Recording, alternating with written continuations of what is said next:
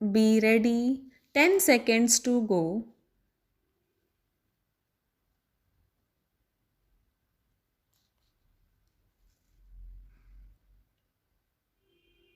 Start. Mr. Vice Chairman, sir, I rise to support the finance bill. I am conscious and aware of the limited authority of this House in respect of the money bills in which the finance bill is of the highest importance. In terms of Article 109, this House is entitled only to make recommendations to the Lok Sabha and it is left to the exclusive discretion of the Lok Sabha to decide and take such decision as it wishes on these recommendations.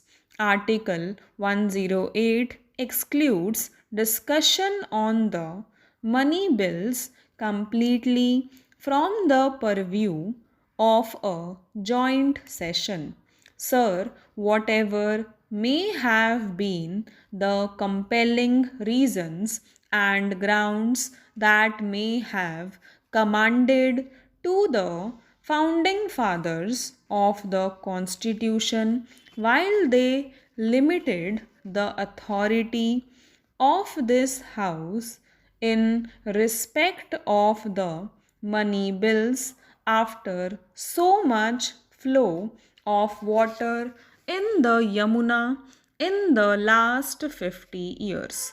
A time has now come when it must be realized that in the federal polity or in the quasi federal polity, the finances of the center have become exceedingly important for the states and the collection of the revenues of the center is by no means an uncomplicated process and the disbursement of these resources is by every standard complicated, exercising larger participation and a larger authority for the states through this House in the financial matters.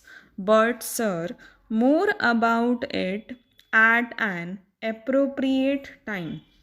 I have voiced my opinion on this issue at this juncture because I thought that ultimately, if we were to recommend anything to the Lok Sabha, the present bill having come from the Lok Sabha, as it has left very little for us to say in this matter. That is a very serious matter.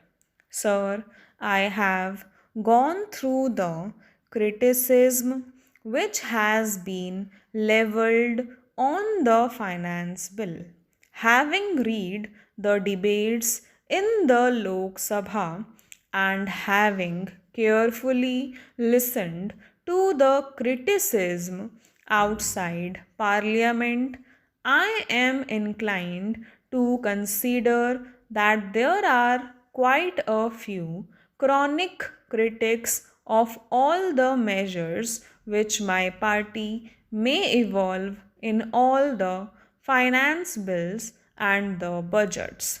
And these are such critics as have, in fact, not yet reconciled to our basic economic philosophy and do not share with us our belief and faith in a mixed economy. To us, a mixed economy is the very basis and foundation of our economic system. In fact, the concept of a mixed economy was well conceived by Pandit Jawaharlal Nehru. We ardently believe, as an article of faith, that the parliamentary institutions could flourish only in a mixed economy. They are coextensive. In fact, we believe that they are not only coextensive but also coterminous. Therefore, sir, the criticism of my communist friends who want complete extermination of the private sector and my other friends who subscribe to the theory of one measure or the other measure, not because they quarrel with the measure my friend has provided for in the budget or in the finance bill, but in fact their quarrel with us is on a much larger issue. That quarrel they can continue till the doomsday, but we are not going to yield so far as that aspect of the matter is concerned.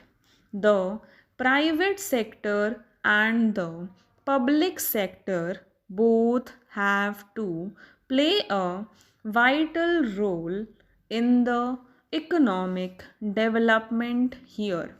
But, sir, as to those who accept the basis of the mixed economy, such critics do not seem to have fully realized the enormity of the grave problems and the economic distress in the midst of which the budget and the finance bill have been presented by the finance minister. Sir, one were only to evaluate objectively the whole of economic chaos into which the finance minister was put when he prepared his budget and the finance bill. The position would be a little clear, sir.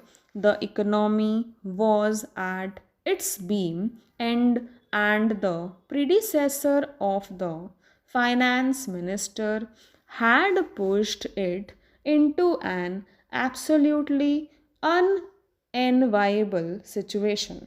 What was the situation, sir? The growth in the agricultural production was down by 10%, that in the industrial production was down by 1%, that in the gross national product was down by 3%, that in employment in the organized sector was also down by 3%.